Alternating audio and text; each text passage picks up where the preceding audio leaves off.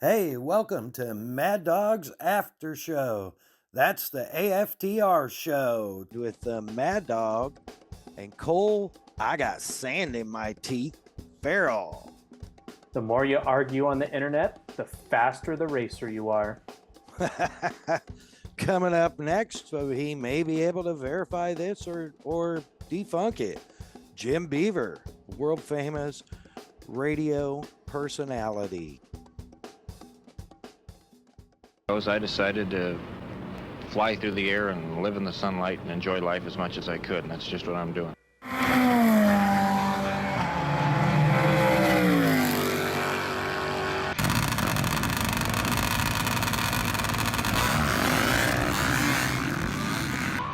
it's happening.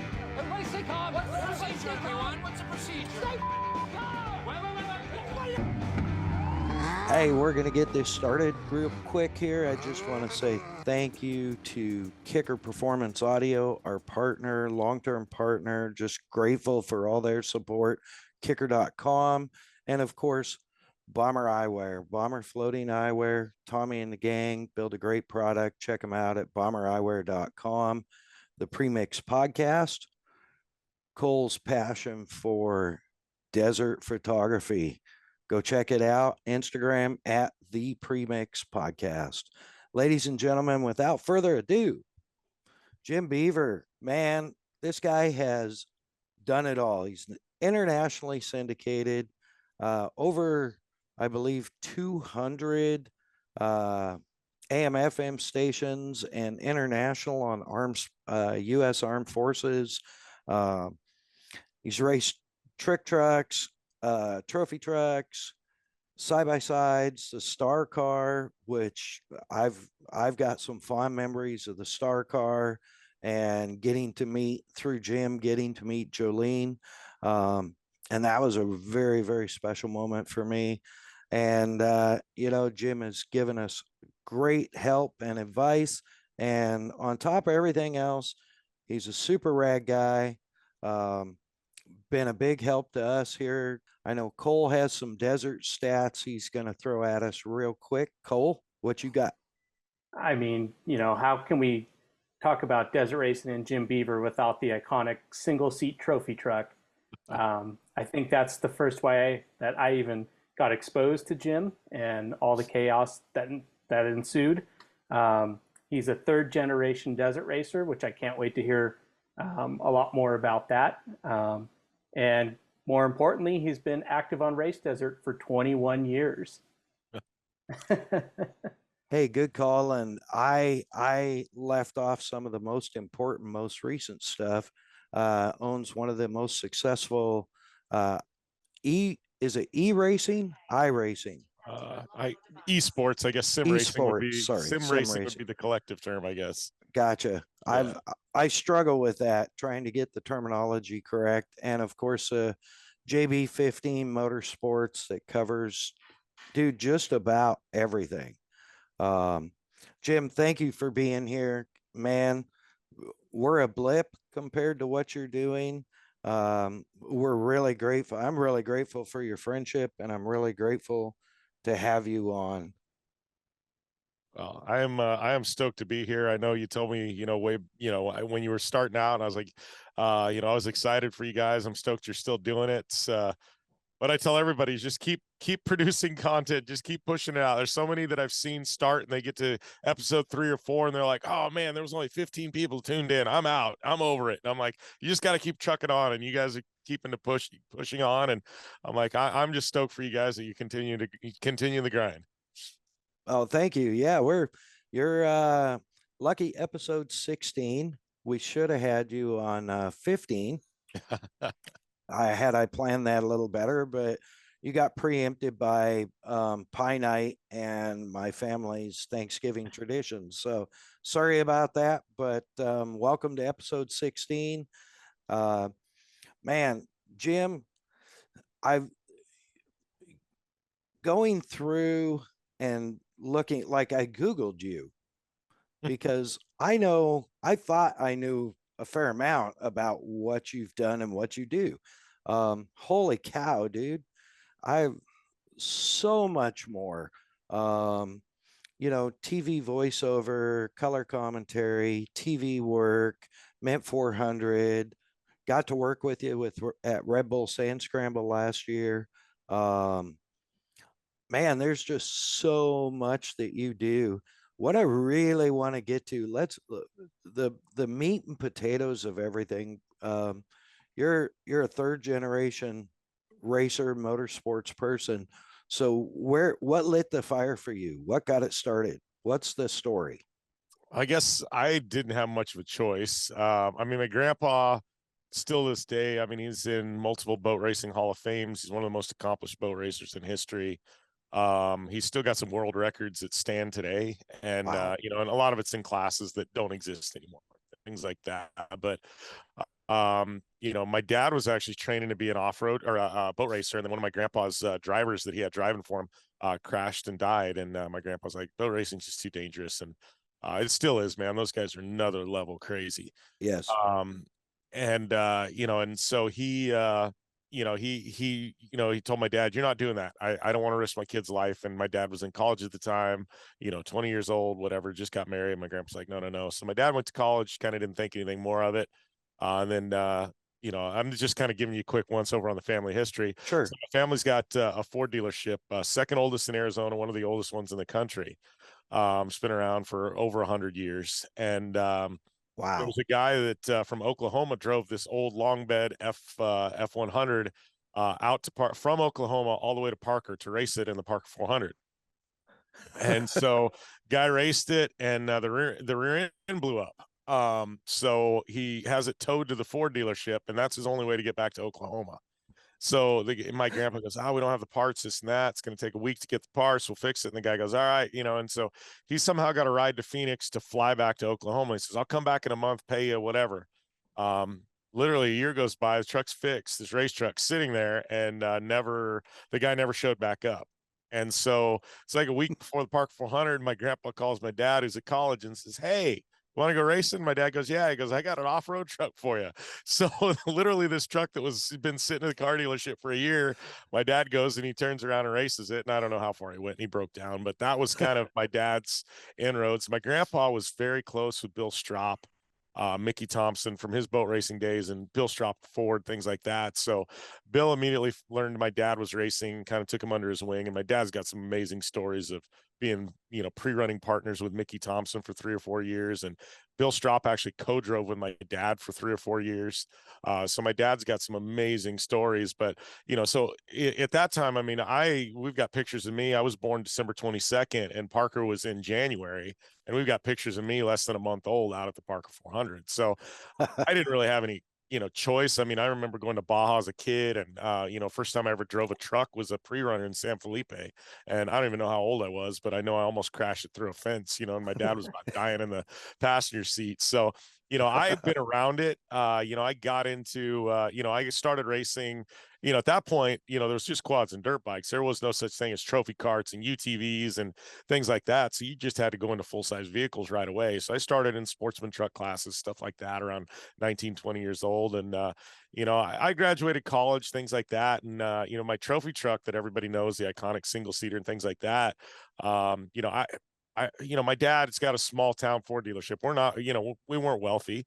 And I wanted to go trophy truck racing. That truck took 4 years to build, and I did half the TIG welding myself. Wow. And yeah, I mean, it was one of those just nights and things like that. So I did a good chunk of the fab work on that myself, because, I'd save enough money to buy some race seats, or I'd save enough money to buy a fuel cell, and I'd order that, and it was one of those where, and some of the big pieces like the suspension stuff, we sent it off. It was done right. It was all CAD design, things like that. But there's a lot of that truck I did on my own, but, got to the point where I couldn't afford to do it. And I'd been a guest on a radio show, and I was kind of doing, and I had some sponsors go, oh, we got some value out of that, and there's things that kind of started ticking my brain. We're talking about 2010, 2011.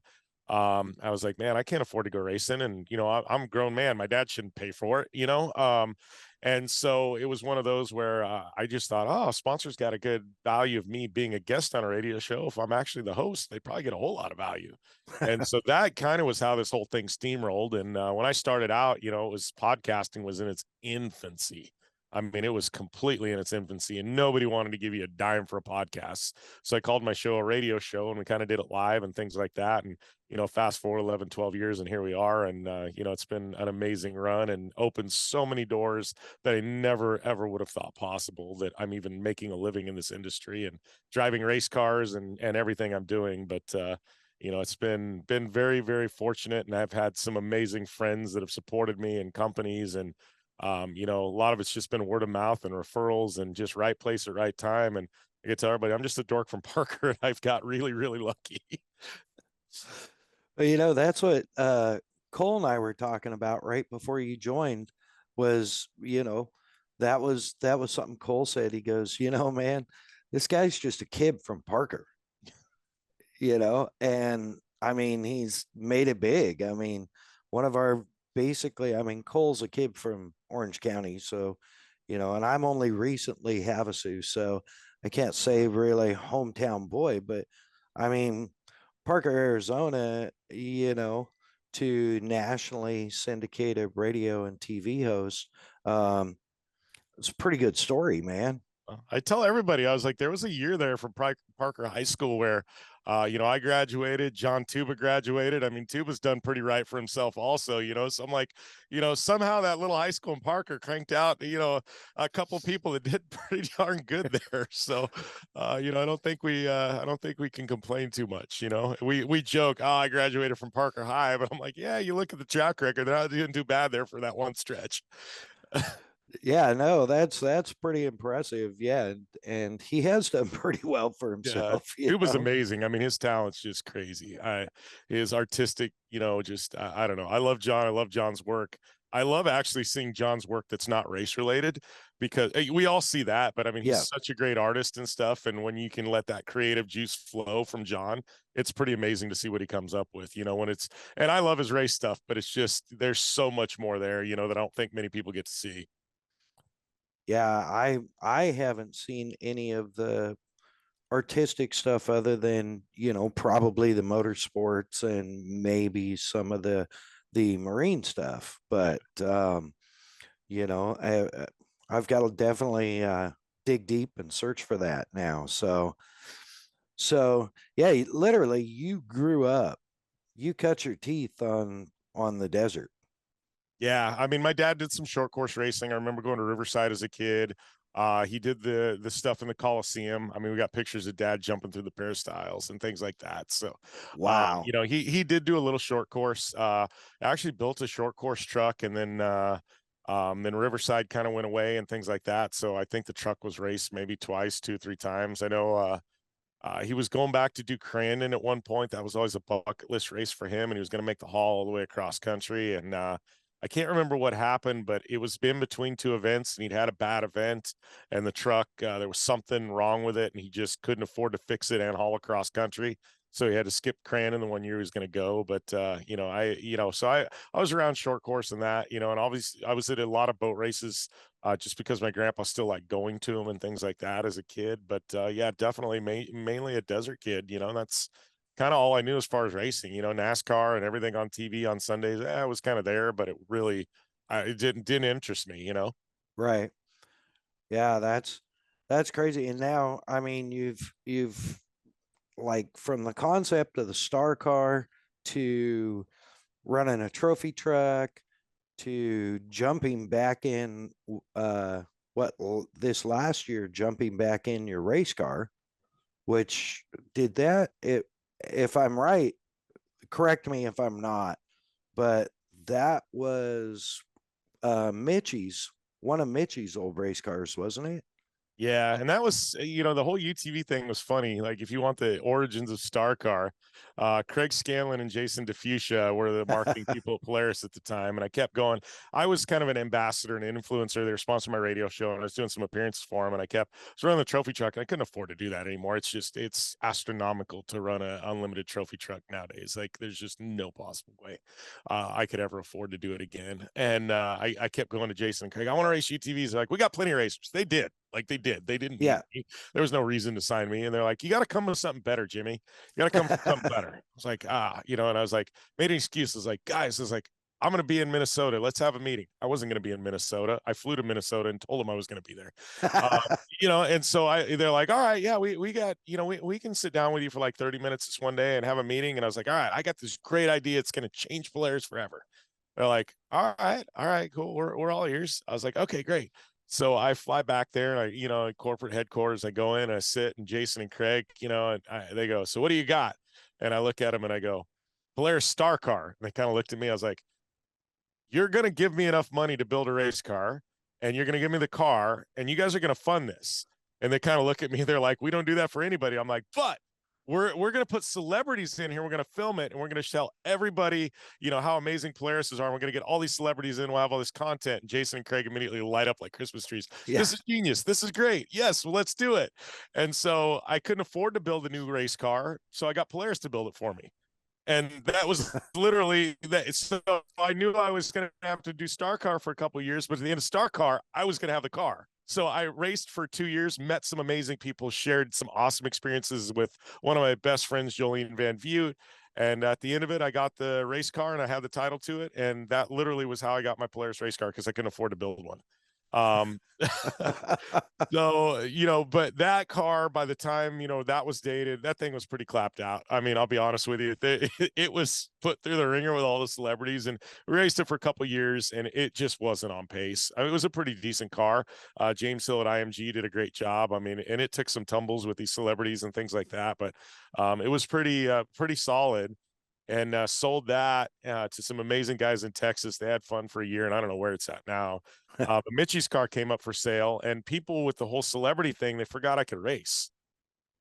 And that was the problem with Star Car. Like, it was all this media and everything else. And it was like, oh, Jimmy's just the fun having guy. He just goes out there and races. Like, no, I can still race. Right. So I was like, Mitchie's car came up for sale, and I called Guthrie, and they had somebody else looking at it. He goes, we'd much rather sell to you. Call Polaris, and Polaris like, yeah, you want to buy that? We'll support you. Absolutely. And Brett Carpenter, Polaris knew I could still race, and he goes, oh yeah, dude, we'll step our game up. We want you to switch the unlimited class from turbo class. We got nobody in there, and Can-Am's killing it with Iceland. And I was like, okay, I can do this. Yeah, let's do this. So sold that car, took that money, bought Mitchie's car. And that year was literally, I was out to prove a point. And we ended up second in the championship by just like a couple points, like 2 points or something. And it was because of a weird rule Best of the Desert had. But I don't know, we had 3 or 4 podiums and a win. And second at Vegas Reno, second at Baja Nevada, won a race. I can't remember. It was a good run. And, then we came back. I had parted ways with Polaris. We ran it this year at Parker, just again to kind of, I was like, Parker's my jam. And we went out and got second in class and 6th overall. And it was just one of those, I just needed to remind everybody I can still race. And now, we're going to sell the car, and I'm going to build a new one. That car's a generation old now, and it's still phenomenal. But that was just kind of, I just needed to remind everybody I can still drive. And honestly, I had to prove a point to myself that I could still drive, and I think sometimes as racers, we have to do that. We get this, and just as people, it's like, I haven't done that in a long time. I gotta do that. That's why people get back on a mountain bike after 15 years. I think sometimes, and things like that, it's got to prove a point. I can still do this, Yeah. Yeah. I totally understand that. And didn't you run Vegas to Reno this year also? Yeah. And honestly, I had probably, that was a fun race. And, the unlimited class changed this year because you've got the Pro Rs in there, which, right. I mean, I don't have, I've had a bunch of people, ask me what my thoughts are. It's great. Polaris built it, I don't know what class it necessarily should be in, but, you've got 2 races. You've got the Pro R race and unlimited, and then you got the rest of everybody's racing. And I had probably the most fun 400 miles I've had forever. Jamie Campbell started directly in front of me. There was me, and there was Maddie Wedking right behind me. And the 3 of us for 400 miles ran within a minute of each other. And It was the most amazing race. Afterwards, we're all calling and texting like, that was great. High fives, giving each other hugs. And we ended up having a small problem. And I don't know what ended up happening with Jamie. And this was all within the last 100 miles of the race. But probably in my course of my career, it was the most fun 400 miles. And we were all friends. We all raced each other clean. It was just literally, we were just driving the living piss out of these cars. And it was so awesome after 400 miles to still be within that same 1 minute that we started with, each other. And, it was so fun. There's times I got around Jamie, and then Maddie get around Jamie, and then I have a little hiccup and Maddie get around me. And then we're just literally just all three of us going back and forth for 400 miles. It was awesome. Oh, that's so rad. I got to pit and chase in last year, not this year, 2021, with for Polaris and a tire company that brought in a couple of drivers from Japan to run in the stock class, and we worked with the Romos. And man, that was my first time desert racing, and I get it. Like, I get it. It was, I don't know that I'd ever do it again. Given the opportunity, probably. We say that, but you would. Yeah. It would be like there probably wouldn't even be a hesitation on the phone, but but yeah, man, I finally, to be able to actually dig in and be part of a desert race, and albeit, a stock class race car, but we had similar situation. Those two drivers ran within, a couple of minutes each other the whole race. Well, till 4.8 miles from the finish, when one tried to pass the other and broke the car. But it was exciting, it was crazy, and waiting there at the pits, and I fueled both cars at multiple pits, and it was like, how'd you stay up all night? I'm like, how could you not? Like, Yeah. like you're on the chase, man. It's like, we got to beat the race cars to the pit, and I've got to be ready. And yeah, no, I get it. Watching you talk about the Vegas to Reno this year, and your smile and enthusiasm, it just, yeah, I totally understand it, and respect to drive it, because that's a whole nother thing. And for you, I know 400 miles in a race car is probably like an early morning jog for most people, but for a lot of us, it's like, holy cow, that's hero status right there. Yeah, well, and I've got a little bit lazier in my age. My brother, a lot of the longer races, I'll generally split driving with him. I've soloed down in Baja. I've soloed, Vegas to Reno. Sometimes even in stock classes, not just unlimited classes. And I used to be super physically fit and running, lifting weights 5 times a week, running every day, things like that. And I don't work out like that anymore. And I can still do 500 miles if I had to, but it's really nice to be able to do 250, 300 miles and then just step out. And my brother's fresh, who's a phenomenal driver in his own right, and he jumps in and then he'll do 200 miles till the finish, and it's actually, I think at times people push themselves where I want to be the person that does this wire to wire. And I actually think sometimes it's a hindrance and they don't realize it, but you get 400 or 500 miles in and you're 8-9 hours in a race car, and there is a drop off. And people don't want to acknowledge that because it's tough, but I think there is, and we've actually choreographed our driver swaps where we can actually do it in like 20 seconds. So amount of time it takes to fuel the car, we can literally get have one guy get out, the other one in, and be completely belted in and things like that. We've literally worked to choreograph them. So, because everyone's like, oh, driver swap, it takes too much time. I'm like, not if you work on it. Right. We literally spent a day in the shop just buckling in, and he was in, having a step there and literally choreographing our driver swap. I put my hand here, you put your hand here, things like that. So, because we knew how long it took us to fuel, and we're like, we don't want to waste 1 extra second. So we can literally, anytime during the race, if we're fueling, we can do a driver swap and know that we're not going to lose 1 second at a time. Wow. That's impressive.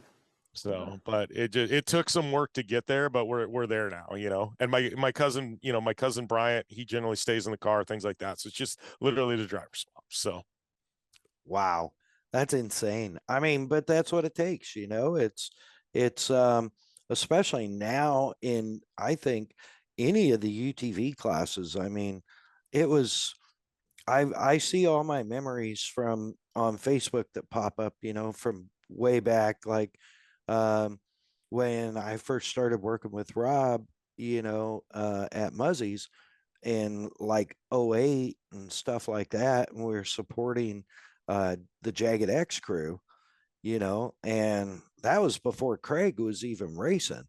I, Uh, I I was just talking with Schulers at Dirt Expo. Boy, do they go back. I yeah, love Bill and Brandon. I mean, these salt of the earth guys, but yeah, you want to talk about OG UTV guys? Those are your guys. Those are OGs right there. They were racing rhinos when rhinos had no aftermarket. yeah, for, for sure. Yeah, they were building stuff for rhinos, and hopped into yeah, man. I just seeing like I think, was it first or second year they tried the 1000 in an 800 and they finished. Yeah, I remember when they first started racing rhinos, and everybody was looking like, why would you do that to yourself? Like, what is wrong? What is twisted in your brain? Nobody should be racing a rhino for 500 or 1,000 miles. The answer is no. That somehow like they persevered. I still like I give them credit. You want to talk about one family who literally um kind of helped grow this entire industry. I mean, if there wasn't a Schuler family and Jagged X, UTVs definitely would have still happened. But in the desert race sense, I mean, those guys, they literally, you know what I mean, we owe them a lot for what they did back in the day, because they were pioneers, hands down. Yeah, absolutely. I would agree with you there. And going back to what you said earlier, just a minute ago, the Schulers, if you know the Schulers, um, something's not right with them. And that's probably why they were racing rhinos to begin with. But I've known those guys for a long time and just love them to death. They've back when I was with Muzzy, they got me a lot of trophies, a lot of pride, a lot of chest slapping, and did a lot of R&D and a lot of help for me in the industry also as I was coming in. So you're right. I mean, anybody that's anywhere involved in the side by side part of desert racing um, really does owe them a gratitude for sure. Yeah. It wasn't fun when they were doing it. It was a lot of pain. Yeah. Yeah. Now, so how many Bajas how many 1000s have you ran? I have actually, this is a funny story. I have actually never raced the Baja 1000. Really? No joke. I've done the 500 countless times. 500 is probably my favorite race. I was never, budgets were always small. And the thousand's very expensive, but I'm one of those, if I can't do it right, I don't want to do it. And I never thought, every time I could have gone to the 1,000, I would have just been going to race and not win. And I never thought I was putting myself in a position with my budget and with the amount of crew and things like that. So I never did the 1,000. I didn't see the point in going if I didn't think I could do well. And I just there was no slide on my team. We just didn't have enough people, or I didn't have the budget to do it correctly. So yeah, I mean, I've raced the 500, like I said, a bunch. I love the Baja 500, but I've actually never raced Baja 1,000. Oh, wow. I didn't know that. Yeah. See, something I did not know. Well, there we go. I'm learning stuff all the time. This is awesome. Uh, wow. Yeah. And I know you've had pretty good success on the score side as well as, of course, all the stateside, if you will, desert racing. Did you, let me see, were you racing in what was that called when I first started with Muzzy? HDRA? Did you race any of that? I did not know. I never raced HDRA and its new iteration when Roger started. I never did any HDRA races. My dad raced the original HDRA way back in the day. Wow. Yeah, I mean, I've done a few odds and ends. I've raced I've raced a little Snore, a little MDR back when MDR existed. I mean, I've done a lot of odds and ends. Whiplash when Whiplash was in Arizona. I've done a lot of that type stuff. But yeah, started out, I did a lot of score, and then that turned into a lot of best of the desert here in the States, just because a lot of my sponsors wanted me to concentrate here. But yeah, I've run a little bit with a lot of organizations, but never did any HDRA. Nice. Yeah, Are they didn't you? stick around long enough. Roger bought Score, and then HDRA went away. That was kind of the thing, Yeah. It was there for like 2 years, and it just went up in smoke. Yeah. Yeah. Now, are you doing Rage this week? Is it Rage at the River this weekend? I No, I'm think. not racing that. My next Okay. race will be Parker here. Parker's so early. It's literally we're 3 weeks out from Parker. Wow. Yeah, I think it starts like January 4th or 5th. So yeah, we're literally right out a month out from Parker. So I'm not, I'll go up to Rage. I'll probably make a day trip. I can be to Laughlin an hour and 40 minutes from Parker. So I'll probably go up there and hang out and stuff like that. But yeah, not racing. Okay. I was curious. I know that's always a big one. It seems like I've always got something going. I've missed it. This will be my third winter down here, and I've missed it every year. It's a fun race. It's a good time. Everybody comes out of the woodwork for it. So yeah, it's definitely a good time. Yeah, that's rad. So what's next? What do you got going this year? I've seen a bunch of your social media teasers, so I know there's probably not 100% of everything you can tell us. I know you've got the partnership that developed this year uh, with Kawasaki, which brilliant move in my opinion, brilliant move on Kawasaki's part. Um, you're a great advocate for any manufacturer, whether it be on the just approachable, real live person level, or you're, I mean, huge, realistically, huge celebrity status in this industry. Um, you're a great representative, so I think Kawasaki did well to jump on the opportunity to get involved with you. Um, I just a suggestion before you get into what's coming. Um, so they do this thing called the Mexican 1000, the Nora Mexican 1000, and I am pretty sure that a properly built KRX would do pretty well in that. I'm just saying. Yeah, no, I definitely need to build a new race car. We've got Guthrie's Mona Lisa that's going to be up for sale. I kind of listed it, but I didn't really push it because it wasn't fully prepped. It's really close, about 95% prepped right now. So I do need to build a new race car this year. Actually, most of my partners want me to do lifestyle stuff. So I'm going to be doing a lot of UTV rallies, trips like that. But I think right out of the gate, I do have working on probably racing a car for somebody else this year. So I actually working on something like that. So I really can't disclose any of that yet, but I guess projects I can talk about. Probably in the next month to 2 months, I've got a signature beer that's launching with Belching Beaver. Signed a contract with them. So I've been dealing with them, and it's literally a beer tailor made to me. So we'll have first tasting at Parker, and then it'll be available nationally by the end of February. We're gonna have a rollout of kind of launch parties. So we'll have one in Parker, that's kind of a Parker Havasu. We'll have one in Oceanside at one of their headquarters. We'll have one in Prescott, Arizona, because I half live up there, and then probably something in Vegas around, tied in with the Mint. And then probably one of my most exciting ones is I've been doing a lot with the Whiskey A Go-Go, and our good friend BC Bot. I fell in love with that place, most iconic music venue in the world. So I fell in love with it. He's good friends with the owner. BC's playing the end of January there, so we're kind of working on an off-road takeover. My beer will be on tap at the Whiskey A Go-Go at the end of January, but we're working on a new KRX build, and it's kind of a unicorn car. I'll disclose details because people already kind of have an idea, but taking a 4-seat KRX, which are hard to get right now in their own right. Yeah. I've got a supercharger we're putting on it. It's already got the supercharger on it, so it bumps the horsepower up actually more than a turbo razor. Got a crazy wild carbon fiber titanium one of a kind exhaust that Kraftwerks built for it. Makes this thing sound like a trophy truck. It's got HCR long travel on it.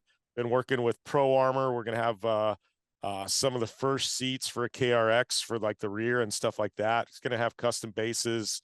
Obviously, we've got some prototype parts from Rugged Radio in there with some new mounts. It's going to be a wild build, but the biggest thing is like if you remember the Kawasaki dirt bikes from like the early 90s, and they were like that green and purple, like that color, neon color block, where literally the whole livery is going to be a neon color block, like rock and roll livery from the late 80s, early 90s. And so Yes. that's literally, we're working on this rollout video with Mad Media.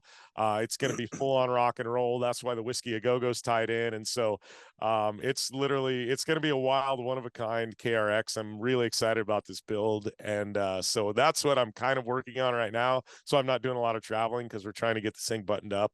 So we can do some filming in January and kind of have a rollout. So it will be, it will be awesome when it gets done. And we're definitely playing up to kind of Kawasaki's history and things like that, because they've got such a rich history and they did some wild stuff. I mean, I've got a Super Chicken that I'm doing a retro on and stuff like that. My good friend Bobby Kearns that works for Kawasaki, he's actually got it at Kawasaki headquarters right now, and he's tuning on it. And like, I've got it's just amazing. And this is no slight on any other power sports manufacturers, because they all have history in their own right. Honda's got amazing history, and things like that. I mean, I look at Polaris and you look at what they've done with snowmobiles and things like that. Like, but Kawasaki, like their race history, things like that. If you've ever been to their headquarters, they have a museum there, and it's always evolving the vehicles they have in there. And it's so much fun for me to be able to tap into these weird old vehicles that Kawasaki made, and, and things like that, and just tap into that history. So it's like, that's definitely, one of the fun things about this. And so this KRX build, that's kind of where we're going. And then that'll be on display at events, and I'll be using it like crazy. And it's not going to be a trailer queen. I will have that thing in the rocks at Sand Hollow. Like it's my goal was to build something where, Kawasaki's generally don't go to Glamis because they're naturally aspirated, and Right. you need the power. So I built something where I want to pull up at Oldsmobile Hill. Everybody go, oh, look at that cow. And then just go and mob past everybody. So that's what we're working on. And it'll be a fun project. I'm really excited with the way things turned out. All my partners have been so supportive in this last year. It's been a transition year.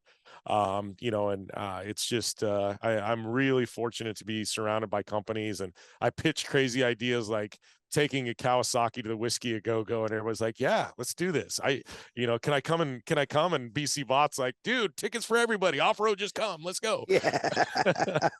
And, and BC's another guy. He's been a friend. It's funny. BC and I have known each other for 7-8 years, and we've got pretty close the last probably 6 months. But, he's a guy that behind the scenes has done so much for off-road and things like that, and people don't realize it because he's not that guy. But, he's, early 2000s. I mean, his band Head P was one of the most iconic rock bands in the world at the time. And, and he kind of got burnt out on it. I'm just, as a friend, so excited to be able to see this side of BC playing music again and things like that, because, he kind of shelved that for a while. And like, he was telling me this, like the Whiskey A Go-Go thing, he and I went there, what was it, 2-3 weeks ago.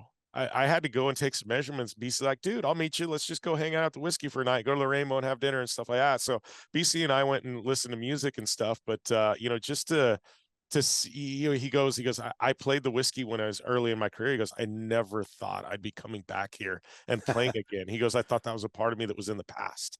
And he goes, it's so surreal for him to actually be going back to the Whiskey A Go-Go and playing on stage. And I know he's going to, they've got some big announcements in regards to that coming up. And, I know he's going to try as it gets closer to get all his friends and everybody in the industry out. But it's kind of cool as a friend to be able to see that side of him come out, because I heard the stories, but I never saw, now I'm seeing it. And I'm like, holy crap, man, these guys are awesome. BC's a badass.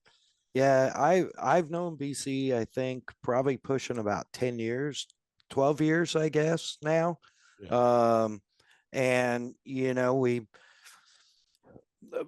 like yourself, we just hit it off for whatever reason, good, bad, or indifferent. We just hit it off, and man, the dude's got it on top of everything else. He's humble. He's got a huge heart, and, my wife and I, in October of 2020, when we were heading down here, she was heading down here in my RV, and I was actually working UTV Worlds and then Sand Sports in Scottsdale, or half of Sand Sports, whatever, however you want to qualify what happened there. And I was with Polaris. Was it even half? Was it like a quarter of Sand A Sports? quarter. It felt like half. It was myself and Dave Butts doing the setup and 7 semis worth of stuff.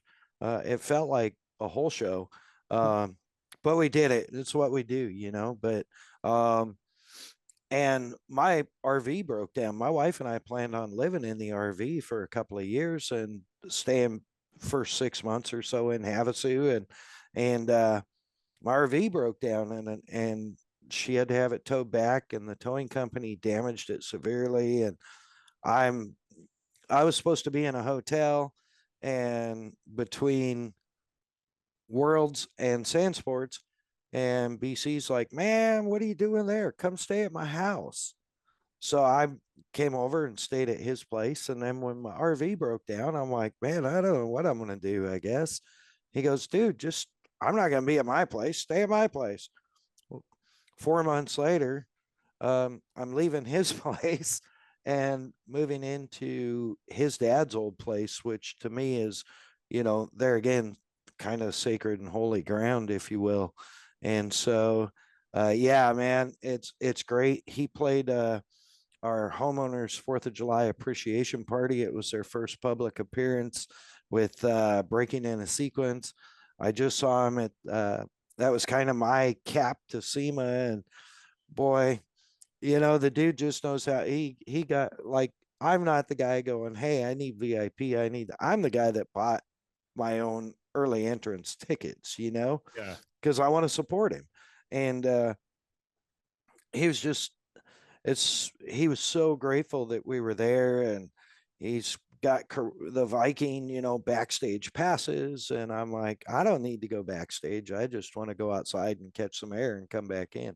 But yeah, just seeing him play and seeing some of this stuff and talking to him, 2 or 3 times a week, and about what's coming and stuff like that. We don't want to make this is supposed to be about Jim Beaver, but yeah, BC is a great guy. And actually, we're going to have him on either.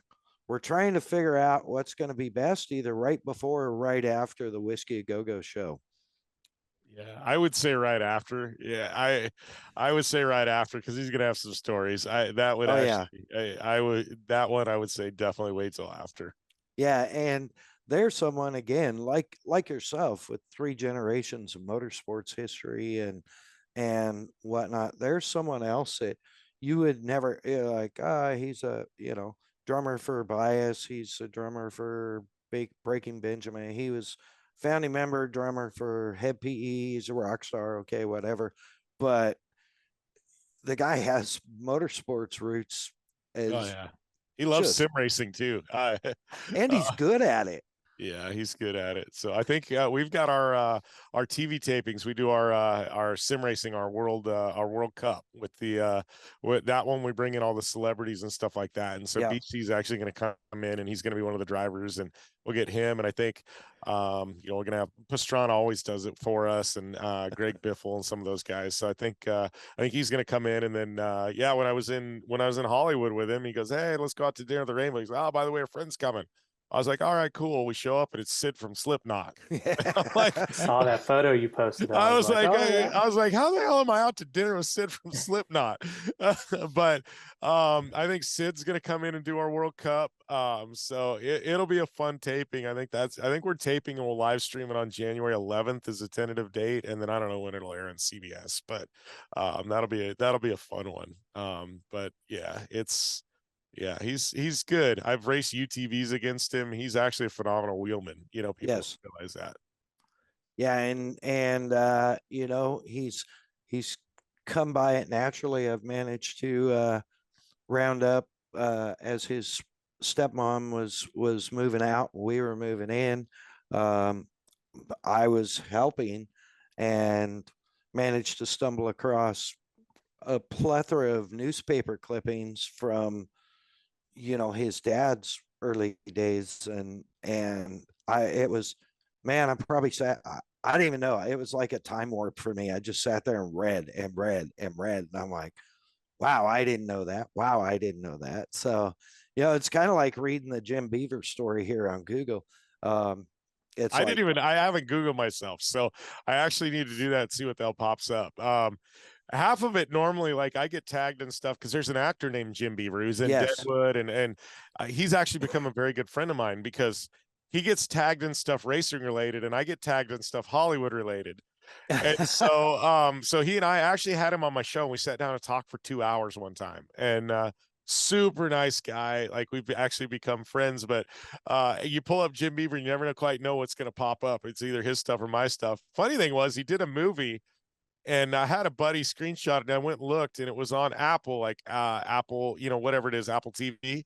Mhm. And it was in the iTunes store or something, or some major motion picture he did.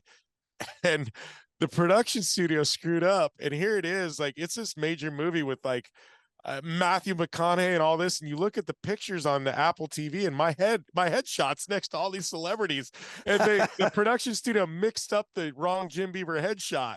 And so I texted him, and I was like, "Am I getting royalties for this?" And he started laughing. He goes, "No." He goes, "That's probably why they've been slow." He goes, "They're probably sending to you instead." But yeah, they put my headshot on Apple TV. I need to dig up the picture, and I'll text it to you guys. But it was hilarious. I was like, I never did that movie, but I was like, even when Hollywood's mixing us up, we've got a problem, I guess. It's a literal fake it till you make it moment. Yeah, that was it. I just started laughing. I'm like, all right, this is cool. I've been in the movies. Oh, that's sick. That is funny. That's the first thing that came up was the actor, and I actually ended up putting in Jim Beaver Racing, Yeah. and then it was like, do you want to see more? Do you want to see more? Do you want to see more? So it's yeah, and I mean, I've been blessed enough to know you for I don't know how many years now, and I'm still learning about you and your background.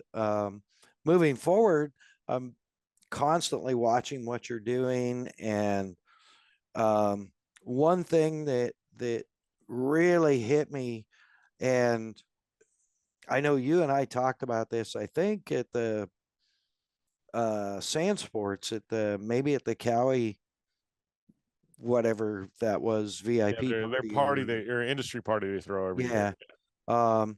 But you had made a post about reinventing yourself without reinventing yourself, basically, and getting back to your roots. And man, that really, and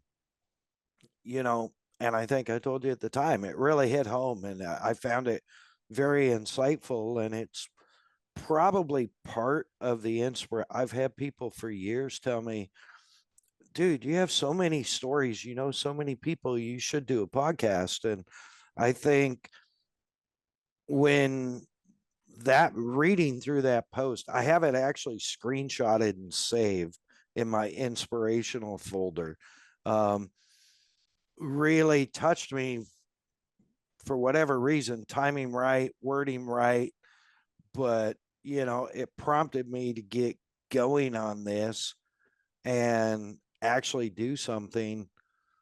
I kept saying, I'll do it at some point. Maybe I will, maybe I will, maybe. And then I'm like, it doesn't matter. I mean, Jim completely reinvented himself without reinventing himself, and he's huge. He's like, I think the biggest thing with this industry is anybody that's been in it for as long as we have.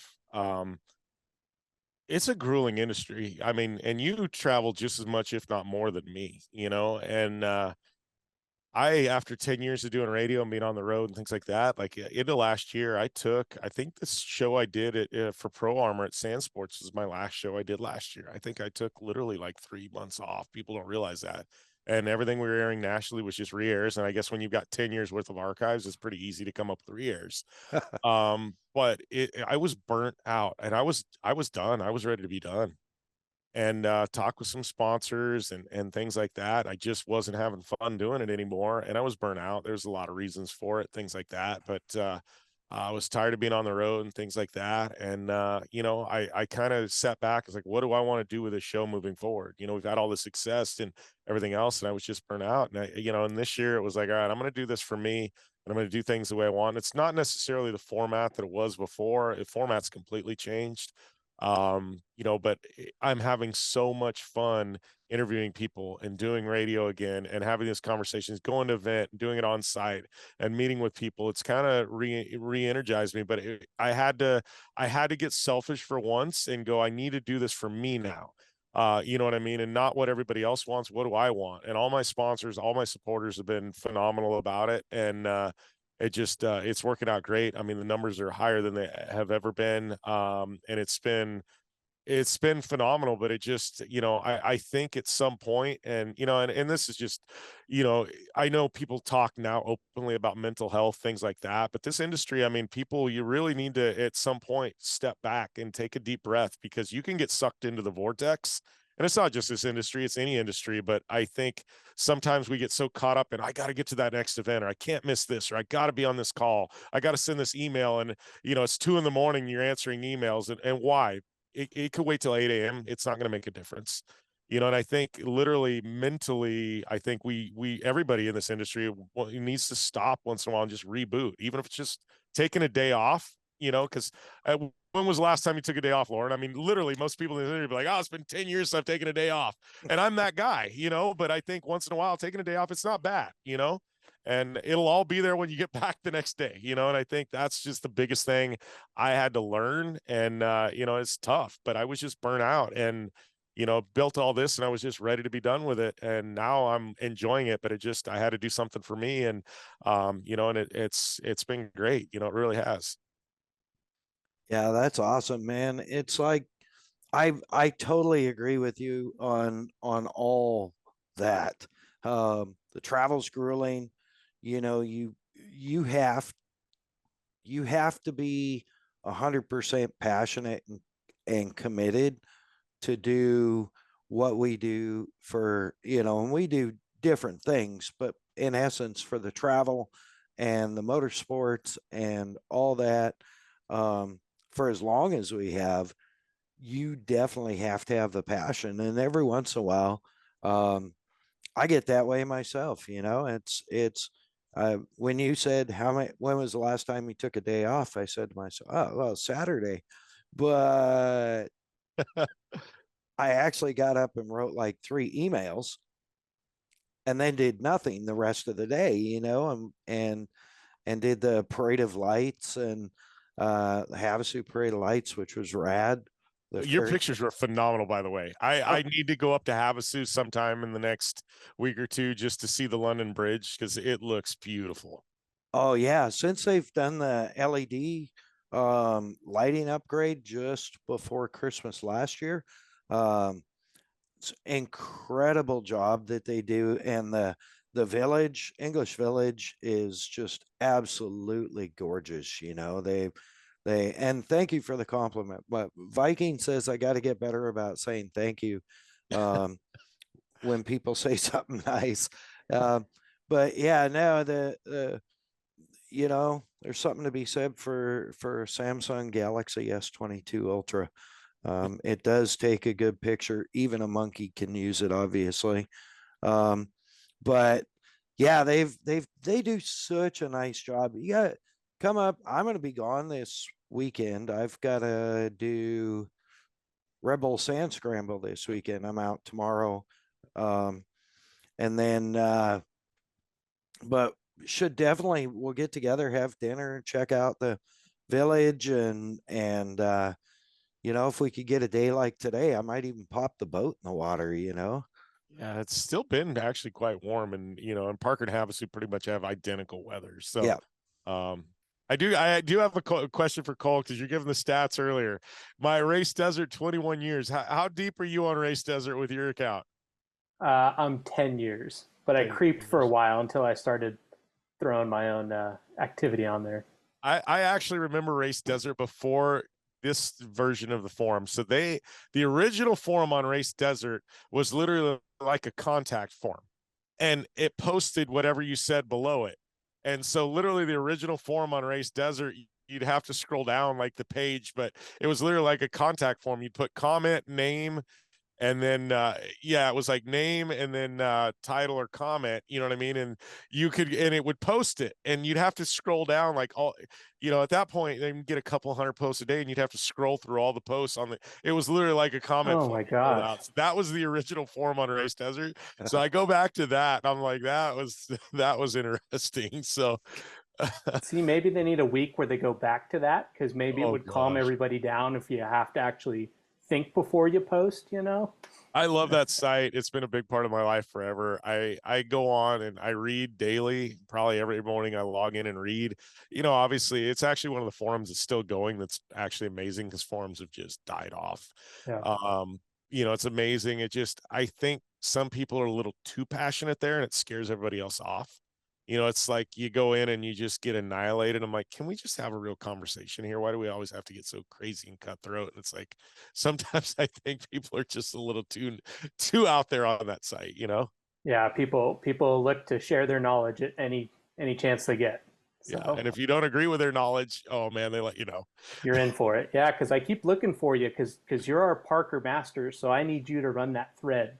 You know, you got to be the most knowledgeable guy on there about that race. Probably, well, and I mean, me and my cousin Bryant, he's pretty in the know on a lot of it too, you know, so when he posts, but yeah, I've chimed in with a couple of odds and ends and things like that, but we'll see. I think it's actually going to be one of the best Parkers in years. You know, I know a lot of people aren't stoked on the combine. It needed to happen. The car and truck race was dead. The UTV race was the big one, and now combining them, and I think one big weekend. Vendors did want to have to come twice to Parker. Now the vendors can come once. I think we'll get more vendors than we ever did. I truly think this Parker is probably going to be one of the better ones in the last 5, 6, 7 years. That's awesome to hear. That's huge. Yeah. And, you know, I think just looking in the buzz around town, things like that, I think it'll be good.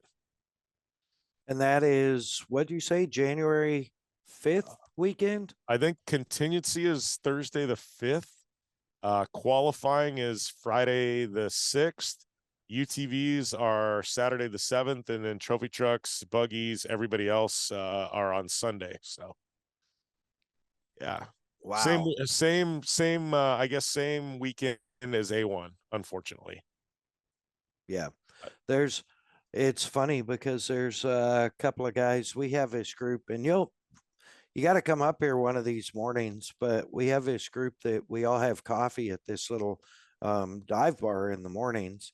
Because I live on the reservation side of Lake Havasu City. So I technically, I guess, California side, reservation side, whatever you want to call it. There's this little tiny dive bar, and we have this group that actually BC introduced me to, and I went there a couple times with him and his dad. They call it the Liars Club, and we meet for coffee, you know, and those guys hit it hard, like 6 days a week, and I'm more like 4 days, 5 days a week. I do like my coffee, but you know, sometimes Saturdays, Sundays, I got to do some other stuff. But there's 2 or 3 of those guys that grew up in this area and grew up on the landing side, even, that talk about racing Parker on dirt bikes all the time. You know, they grew up doing that, and they still go down there. And so it's such, for this area, it's such an iconic race, and really like a national treasure, you know. Yeah, there's a lot of history. I mean, you go back the whole California side, Dam 500, Mickey Thompson, you know, kind of founding everything. Like there's some cool stuff. There's some awesome trails. I love going out there. I mean, I'm fortunate. I'm out there in the wintertime camping at least twice a month on weekends. You know, 10-minute drive, and we've got the RV and KRX and the KX dirt bike, and just have a good time. You know, literally go out there Friday evening and camp, and then Sunday mid-afternoon come back into town, you know, and it's just spent, you know, 2 nights out there and run trails and just, you know, drink beer and have campfire. And got a group of people from Parker that all do it. And it's yeah, I mean, it's very fortunate. It's like I'll be out there New Year's next time I'm going out. New Year's is bonkers. It's like Glamis out there. It's wild. Wow. Yeah, Parker at New Year's it's pretty nuts. I didn't know that. I'll Yeah. make a note to like probably stay away. Yeah, it's yeah. I mean, there's certain weekends too, like the Parker Four Wheelers, Rodney Hayes. They literally will build a stage out there and hire a band to come out and play in the middle of the desert and things like that. Like yeah, Oh, that's awesome. it's awesome. That Yeah. Well, I sounds know like a great Schuler's. I time. was just talking to Brandon last weekend at Dirt Expo. They're coming out to Parker for New Year's. So That's cool. Well, when you see him, if I don't see him before, when you see him, just give him a big old Mad Dog hug from me. I miss seeing. I haven't seen those guys in probably pushing a year or so. really, And yeah, can't believe with all the events you're at, you haven't run into him. That's actually surprising to me. it's I missed Worlds this year, and so it would have been probably Worlds last year would have been the last time I saw him. Okay. So yeah, it's like a lot of the stuff that I've been at recently, there's been a lot of bike stuff, and I didn't get to see them at Super Show. I believe they were there, but I got to see you, and anybody that came by the booth, I got to see, but have very little time, as you know, to get out and walk around Sand and Sports has become a crazy show. That's just to me. I mean, I know it's our SEMA. Everybody says that show, the way it's blown up. I mean, it's hard to see people. It's kind of like SEMA. I mean, you have to almost have a schedule and things like that. It's just I mean, you hate to say they're outgrowing where it's at. 'Cause there is some more room still, but man, it's got big. yeah, yeah, it was huge this year. And somebody said, I can't remember. It seemed like one of the employees said they put like 200,000 through on Saturday. I wouldn't doubt it. It's crazy as everybody's buying too. Like Yeah. you see people with like the carts and the wheel, like the Home Depot carts with like seats stacked up and roll cages and bumpers. And I'm like, holy crap! People are just bringing wads of hundreds and just it's wild the amount of stuff people are buying. Yeah, it really is. As a matter of fact, I know somebody. There's somebody that happens to be on this podcast right now that saved up all year for. Yeah, it was one of the first shows I haven't had to work, so I came to play. Saved Yeah. up all your. Yeah, only other place I see that is the off-road swap meet, Kurt Liddick's off-road swap meet every year, where people are just literally wheelbarrowing stuff out. Oh yeah, that's even crazier. Yeah. I love That's a that dog because I fight. make 15 grand in cash every time I go. It's like people will buy just about anything there. It's wild. Yeah, we'll be going through the shop. That's junk. Nah, we'll just take it. We'll throw it. Somebody will buy it, and it gets sold. And they do. That's awesome. Oh man. Well, we should probably wrap up, let you get on with your evening, Jim. Thank you so much. We really appreciate. Oh, before we go, your 90s Kawasaki neon colors is 1,000% win-win. Cole actually won a championship on a 90s KX 500 the year before Yamaha did him dirty and he broke his back. not that I hate Yamaha. I do not hate Yamaha. But yep, 1995 KX 500. Yeah, that thing was a beast. So when you said your car livery is going to be in honor of that, both of our faces lit up. I mean, I'm so excited.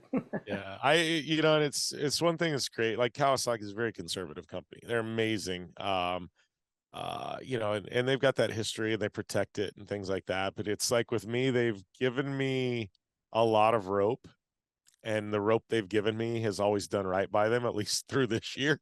And yeah. so, so they're letting me do things that maybe they wouldn't as a company do, but they're like, they can appreciate what I'm doing. You know what I mean? It's like the super chicken thing. Like it's been a lot of fun. I'm very fortunate. I mean, I was like a giddy kid. I got a message about a week ago. I needed to get some shirts or something made for this next year. And they're like Red Bull. They're very highly protective of their logo. You just don't print Kawasaki logos on things.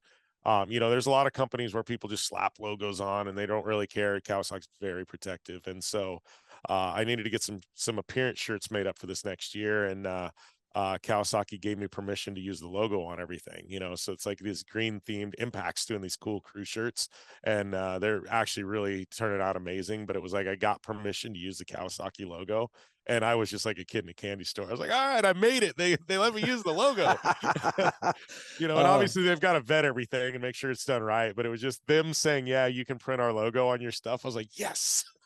Yeah, that's rad. I have some vintage Team Green stuff that I earned it back in the day, you know, and Yeah. I will never let it go. You know, I have some stuff that's in storage that I had gotten from Rob Muzzy from when he was cleaning out the race shop, and it had that neon purple, pink, green with the black. And I can't tell you how many times I pitched doing a car that color, a custom car that color for Rob out of all the whatever 10 custom cars I built for him while I was there. And he was always like, nobody likes it. Nobody likes it. I don't want a car that color. And, you know, at one point we were going to build a Terex 4 in conjunction with Kawasaki and some of the guys at Lincoln, and just present it to Rob and do it in those old like 92, 93 colors. Yeah. But you know, things happened, and of course the business closed. He closed up and retired, and that's one of those round to it things, you know, and just never got round to it in time. So but I am a huge fan of those colors. So I am so excited to see that car, dude. I'm more excited now than I was before. It's out of the box for, you know, I mean, I grew up in that era though. Like that was me. Yeah. I was born in 80. You know what I mean? So I like as a kid watching on TV, and I'm just everything. I mean, I had the big Oakley, you know, the blades or whatever. I mean, that was my era, you know, as a kid. That's what I grew up. It was always neon, you know, and I keep telling people, I'm like, somebody needs to buy the licensing for the hypercolor shirts. And I was like, I want to bring hypercolor shirts back. And the only problem with those is when you had the armpit sweat, it would change colors on your armpits. But I was like, what happened to hypercolor shirts? I'm like, somebody needs to bring those back. But that was my era. So it's like exciting. I mean, like you know, the arms and the cage are all back from powder and the bumper. And it's like, the cage and the bumper, like this illusion violet's got like a pearlescent to it, and then all the arms are the illusion like Kawasaki green, and it's got a pearlescent to it. So it's gonna be wild. I'm excited. I don't know what we're gonna do with the wrap. I'm sure it's gonna be like some metallic and like it's gonna be wild. But I'm having fun with it. I've done so many builds, and this one I'm probably the most excited about that I've ever done. So you know, and Craftworks, I don't know if you guys are familiar with them. They're based out of Norco. That company, I will tell you, in the UTV and power sports space, in the next 12 to 18 months, people don't realize, but their parent company Skunk 2 has been around for 25 years. And they were involved in the import drag scene and things like that. I mean, they have their owner Dave's a huge Formula One guy, and I met him, and they're applying stuff that, you know, they used in professional drag racing and things like this, and they're applying it to UTVs. And they were telling me that they see the UTV market like they saw the import drag scene in the early 90s. And they go, as big as UTVs got, they're like, we don't even think it's touching the tip of the iceberg yet. Wow. And so I think their company, something like in the next like 24 months, 80% of their new product offerings are coming in the UTV space. It's not just Kawasaki. They're doing stuff for Yamaha, for Honda, for Polaris, for Can-Am, but the performance stuff they're doing is like another level of performance. It's actually pretty wild because they have such a history, you know, and it's just crazy to see. I'm in there, and they've got a Dodge Hellcat, Challenger Hellcat. They've got a Shelby Mustang, and they've got a Yamaha, all on dynos. The Yamaha, I call them XYZ or whatever. But you know, they've got those all three on dynos side by side. I'm like, when was the last time you saw a Shelby, a Hellcat, and a Yamaha on dynos next to each other? I'm like, it's just like, to me it was wild, but I'm like, they're literally, you know, it's going to be cool to see what comes out of them. Like if you're ever in the area, and they're super cool, they love to have people stop by, but they've got some really rad stuff. This exhaust they gave me, I mean, it's a titanium and carbon fiber exhaust that looks like it's off a Formula One car. Nice. And I'm like, this is for a UTV. This does not look like anything I've ever seen for a UTV before. And it's pretty cool, and it's not like that simulated carbon fiber. I mean, it's legitimate carbon fiber, and it looks like something that would be on a factory supercross bike or something like that. And it's actually pretty cool, the stuff they're pumping out. So and they're just one company. I mean, there's so many that are doing that stuff for the UTV space that we don't even know about right now, and it's really exciting to be in the side by side world, because I think with the Pro R coming out and what Polaris is doing with that, and with all these other companies, like. I think it's gonna be wild to see the creations that are coming in in the next year or so. Yeah, I would have to agree with you. Everybody just keeps pushing the Yeah. pushing the bar up, really. Polaris has dropped the Pro R, so now Can-Am's going to drop. Yeah, something. Can-Am's got something we don't even know about coming, and I've heard it's around 250 horse. So Yeah. it's. And then Polaris is, inevitably it's either the Turbo Pro R or the Supercharged Pro R. I'm just waiting for the Supercharged KRX with the H2RR H2RR package in it. Well, and I mean, we didn't even talk, but I've spent some time in Robbie Gordon's cars, and I've told everybody, if he's going to get them to market, and I know whatever, there's been delays, but the time I spent, in one out in the desert, I mean, I've never experienced that in a UTV. We were doing trophy truck level stuff in a UTV. And I looked at Robbie, I'm like, what did you have done to it? He goes, this is a production car, Jimmy. And I go, I was like, it blew my mind. So people can say whatever they want. What I've told everybody I know with a pre-order for a speed UTV, if you wait and you get your car, you will not be disappointed. I have no idea when you will get your car, but when you do get your car, you will not be disappointed. I just had this discussion with a friend of mine the other day, and it was like, well, I don't know. I said, it's coming.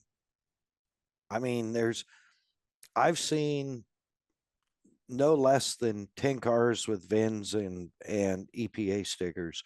So they are coming off assembly. I know there's some hangups and whatnot, but it's coming. And I really firmly believe, from talking to Robbie and Todd and some of the engineers that I've been able to meet, I really believe it's going to be a good car when it comes out. And he knows he hasn't delayed this long to produce something, to put something out there that's going to be subpar.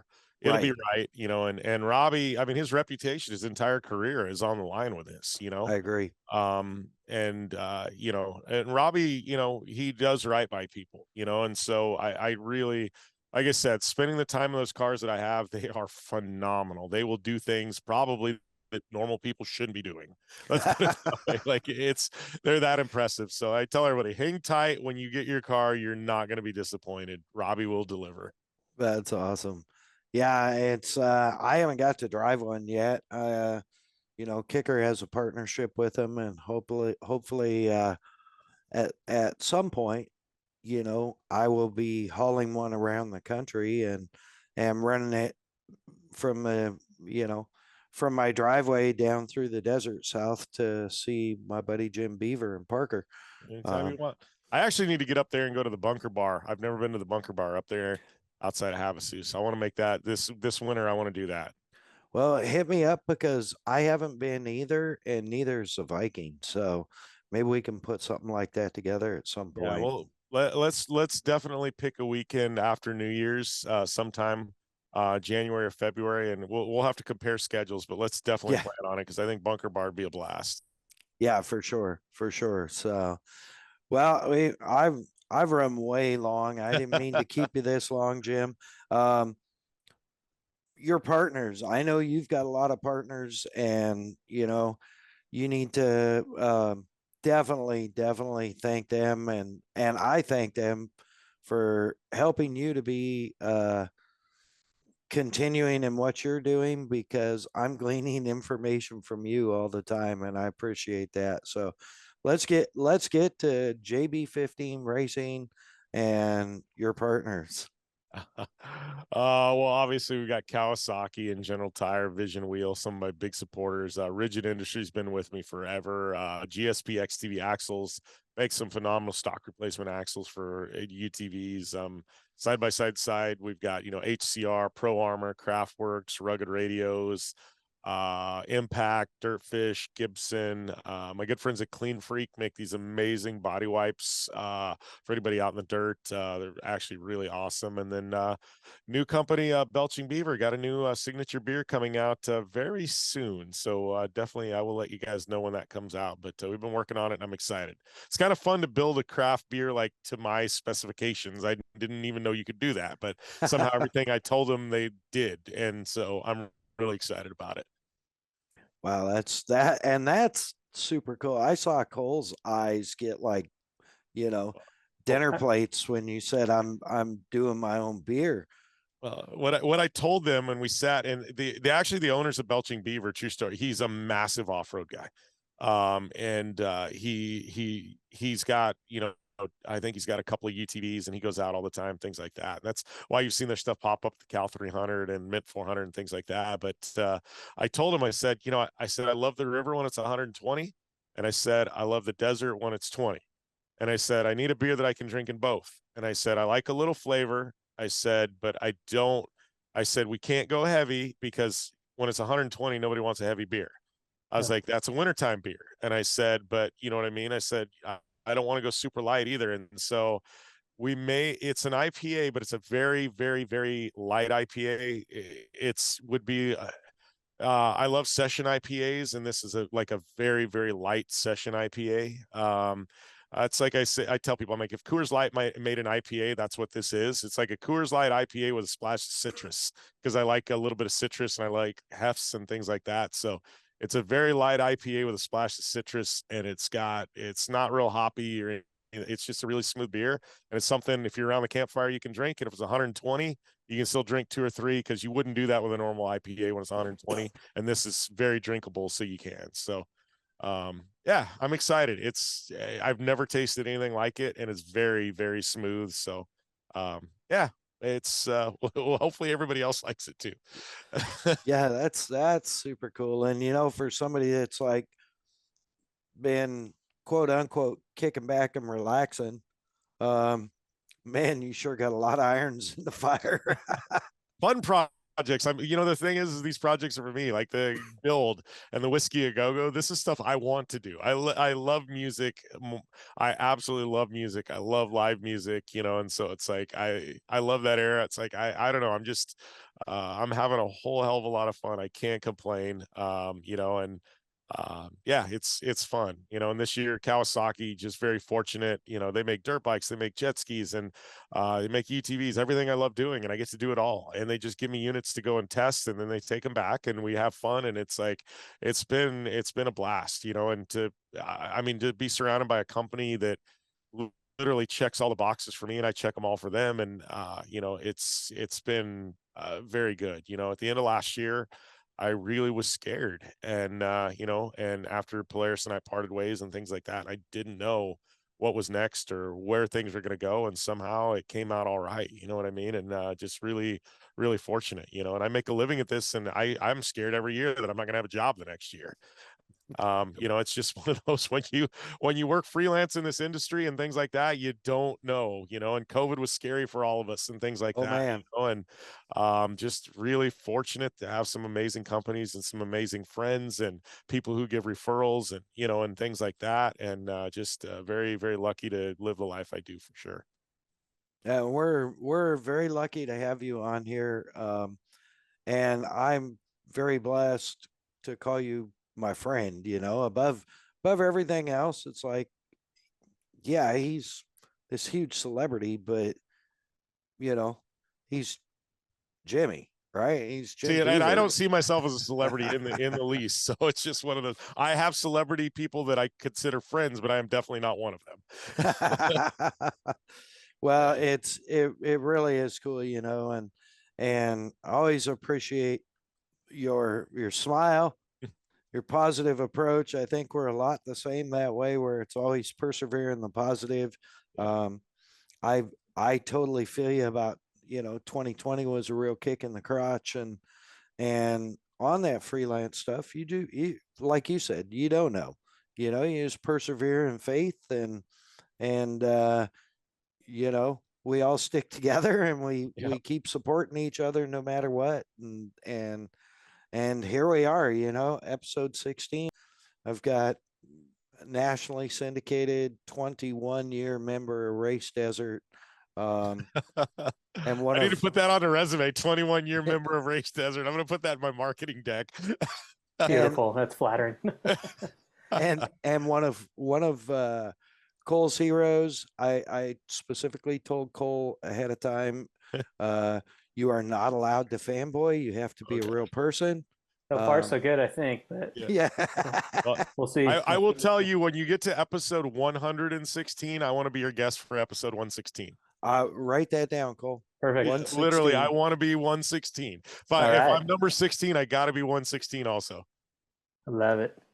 Well, and it's encouraging too, because, I what you said earlier really, really hit me, with keep going, keep doing it, just keep putting content, because You got to. We're not slaying dragons over here, but we're having a hell of a lot of fun. And for me, the big thing, it's not even really about my stories. I mean, I've had some pretty good adventures over, just in this last year, since we started doing this. But it's about getting other people's stories out. And anybody can Google Jim Beaver Racing and get what's there. But, there's some of us that want to know, where did all that start? How did we get to where we're at, and that's what gets me. It's like, and the excitement. I just love the excitement in your voice when we're talking about this stuff and the new car and stuff. So I'll give you two stats on getting things started. My very first ever episode only got 27 listeners. So I had 27 my first episode, and I will tell you a stat on podcasting. I believe it's something like 90% of shows never get to 100 listeners an episode. So if you can ever get to 100 listeners, and I don't know what your listenership is, but if you ever get to 100 listeners an episode, know that you were in the top 10% of all podcasts. Wow. Well, because people see these crazy Joe Rogan numbers and think, Yeah. oh my gosh, this is huge. He's such a small percentage. And so I tell people, I'm like, if you get to 100 listeners, just 100 listeners an episode, you're better than 90% of all podcasts in the world. You're in the top 10% if you can get to 100 listeners an episode. And I'm like, that number is achievable for most people. If you push hard enough, 100 listeners an episode is definitely achievable. So that's definitely something to shoot for. We're not there yet. But we've got some episodes that are on the top side of 50 already. So, at 16, I guess I'll take that. I'm happy with that. And the big thing is to have fun. Yeah, absolutely. Make it an outlet. That's what I tell everybody. I'm like, if you're not having fun, everybody's like worried about advertising. I'm like, don't worry about that. Just do it for a year. And I was like, at some point the advertisers will call. You don't have to hustle, and everybody immediately is like, oh, I'm 3 episodes in, I need to get an advertiser. I'm like, no, don't. Well, I'm going to run this pre-ad or whatever. And I'm like, you're going to make, 15 cents at the end of the month. It's not even worth sliding it in. I'm just like, just do your podcast. Just pump it out. That's kind of what we decided right off the get-go. And I surprised Cole, because I was like, hey, Cole did the Premix podcast, and then when he heard it's back, kind of fell off on that and had kind of stepped some away from motorsports. And I'm like, this is a waste of motorsports knowledge and brilliance, because he's a stat guy, man. If you need stats about Orange County Speedway, you need stats about desert racing, specifically motorcycles.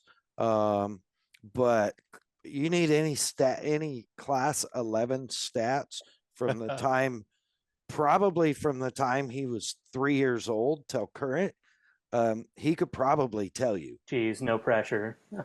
I wish on the class 11 side, I remember the back page of Dusty Times when they had the classifieds, and I remember as like a teenager, I want to buy a race car, and you could buy a turnkey class 11 ready to race for $3,000 in No Dusty way. Times classifieds. And I'm like, we're talking mid-90s and stuff like that. And I'm like, man, was I not stupid? I should have bought about 10 class 11, just stockpile. Would have been a better investment than crypto.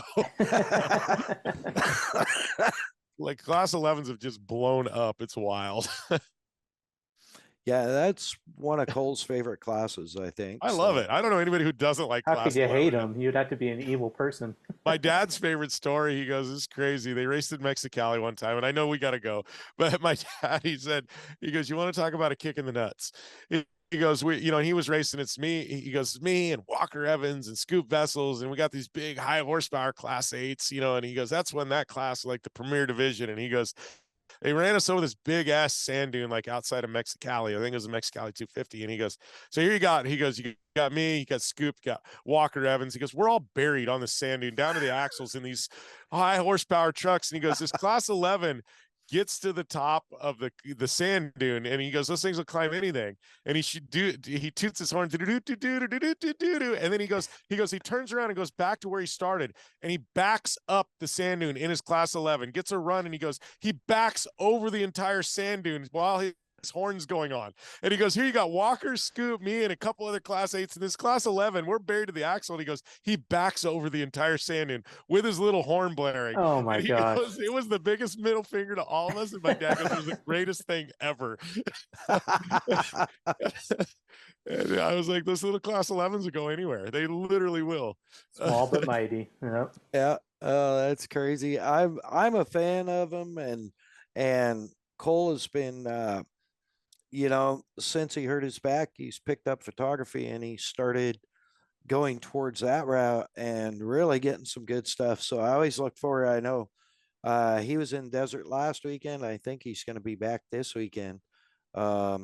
So I'm always looking forward to seeing all his pictures, and getting the pre-pictures via cell phone. I'm like, yeah, nice, great shot. Anything to stay at the races. You if you can't be participating, you got to be around it. That's one thing I say about off-road. It's a lifestyle. It really is. There's no such thing as the NASCAR lifestyle or the IndyCar lifestyle.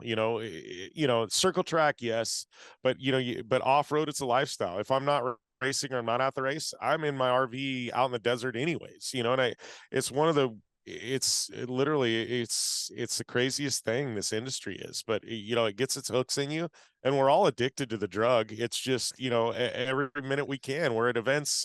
I laugh. Sean Gibson, he's a good friend of mine, and I saw him and at Off-Road Expo. I go, Sean, what are you doing? You don't have a booth here.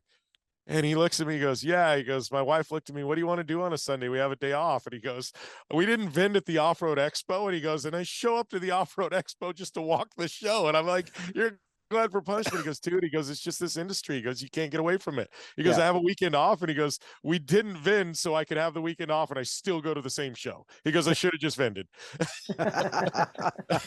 Yeah, I totally understand that.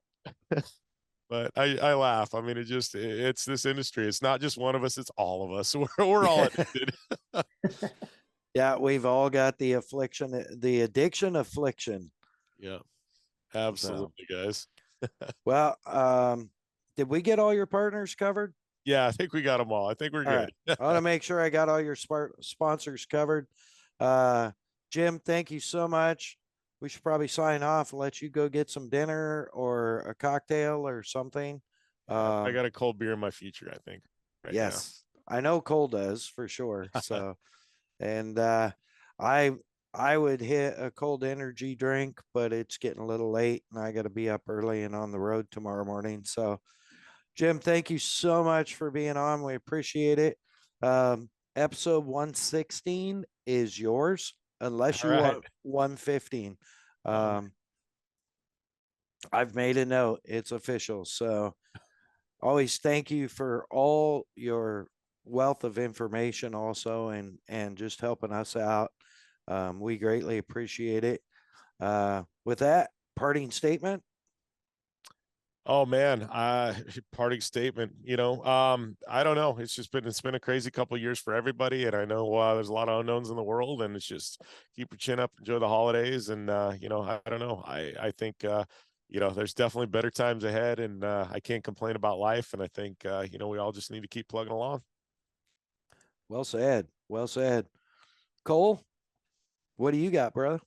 Jim, thank you. You're the first podcast I even knew existed. So to be on the show, just thank you. Yep. No problem. Well, thank you for listening. You were probably one of the 27. I was number 26. We got a club.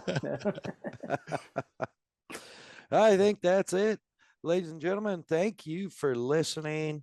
If you enjoyed this, please catch some of the other episodes on your favorite streaming service.